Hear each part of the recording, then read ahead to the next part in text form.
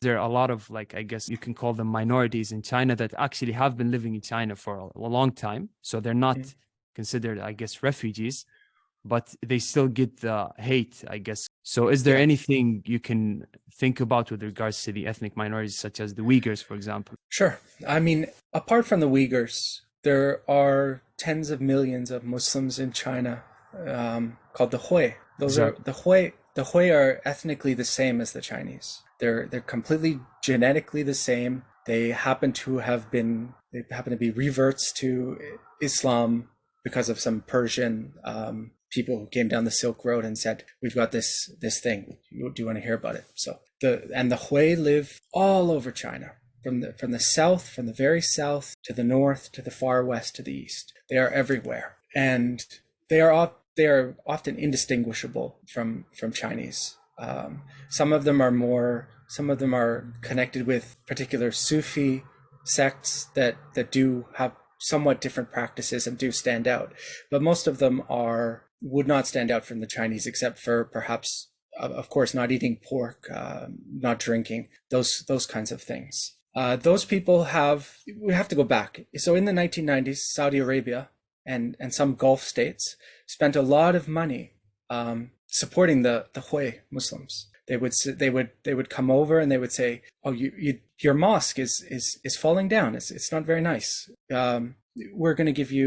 We'll build a new mosque for you. We're also going to invest in this halal food business that you guys are doing." So in that way, the Hui and Muslims in general came to be associated with the sort of the larger Muslim world, and a world that was outside of China, that was separated from China. So these young Chinese who became very Islamophobic would see a business sprout up that was selling halal food, or they would see a great big mosque built in their village. And the thing about it is the money that came from the Gulf states to build mosques. They had a particular architectural style that they liked. They would build very grand mosques with very high minarets. And it was sort of, in the past, the Hui had always built according to sort of like a very Chinese style, or perhaps even a slightly Persian style. And it was seen as an outside force. So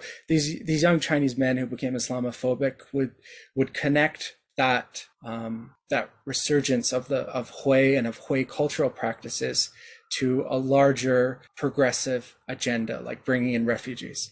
To be honest, I think most Hui in China have really no interest in bringing in refugees, or of course, probably not even gender equality. Many are quite traditional people, but these are all mixed up together in the minds of people who became Islamophobic. I would describe it that way.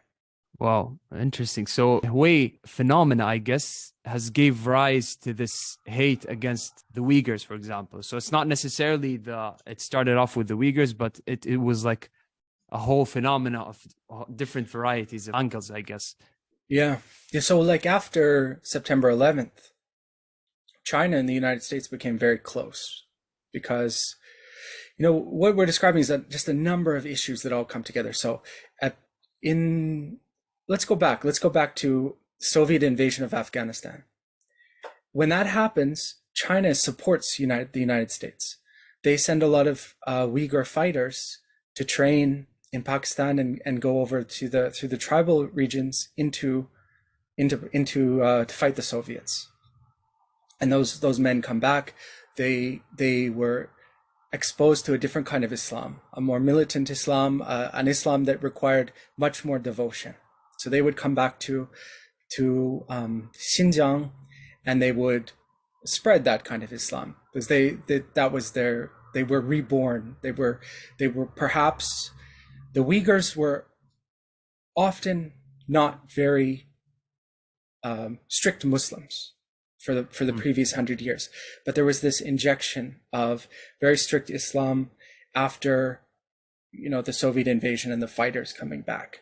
And at the same time, through the 1990s and let's say the early 2000s, there was this kind of a resurgence of political Islam around the world, especially in Central Asia, and that was filtering into Xinjiang at the time.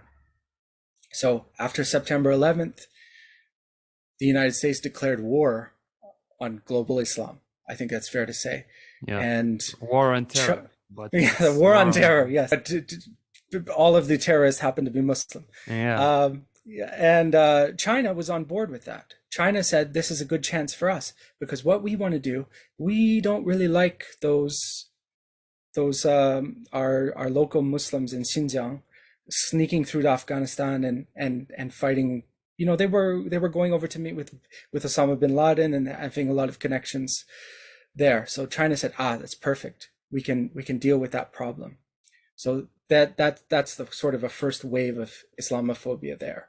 And then the Hui were sort of wrapped up in that. And then as people started getting concerned about sort of these progressive issues and refugees and whatnot, the Hui were always seen as suspect, as kind of linked to the outside world. The Hui were tended to be part of various, I guess we can call them Sufi sects. But yeah, through that time, there were more Hui exploring more political Islam as well. So they were sort of seen as suspicious also. So all these issues, which are sort of unrelated, sort of connect together into this, philosophy of Islamophobia that develops in China at that time. Yeah. So do you think like the justification of, let's say, the Islamophobia is that the Muslims will just take over the government, or is it just more deeper than that? Is it a cultural issue that's not, maybe perhaps it's not tangible, basically? So is it a fear that they'll take over the government, or just another thing that's more abstract, I guess? I think it's very, very paranoia, because Christian organizations will also be suspect. Any civil society organization that's outside of the control of the Communist Party is suspect, is seen as something that can destabilize, whether or not it has any interest in destabilizing things. So in Xinjiang in the 1990s, there was a very big problem with heroin and with alcoholism. And that was one reason that Islam gained so much ground, because there were, young, strict Islamic men who would be the ones who would go and organize a group to say, you need to get off heroin. We're going to help you. Using Islamic principles, we're going to bring you into this new life, which was a very good thing. And it managed to spread Islam very wide in rural Xinjiang. So what was happening was that there were these groups developing. They were good. They weren't challenging the government. They had no interest in challenging the government. But they were viewed with suspicion. So as they gained in power, they were viewed with suspicion. These men would say, it looks like the world around us, many of our Uyghur brothers and sisters are having a very tough time living with Chinese culture, with alcohol and with drugs coming in, and with these films and books and this culture that doesn't have anything to do with us and is very dangerous. So they would organize schools, and they would send their kids to these schools. Often they would still send their kids to the state school, but they would have, let's say, maybe they would get off of school on Fridays, and they would send their kids to the school on Friday, and they organize activities on the weekend. These are very innocent things that had no challenge to the government, but were viewed with incredible suspicion, because in China, you must have absolute control over everything that's going on. The Chinese government is very paranoid about those kind of things.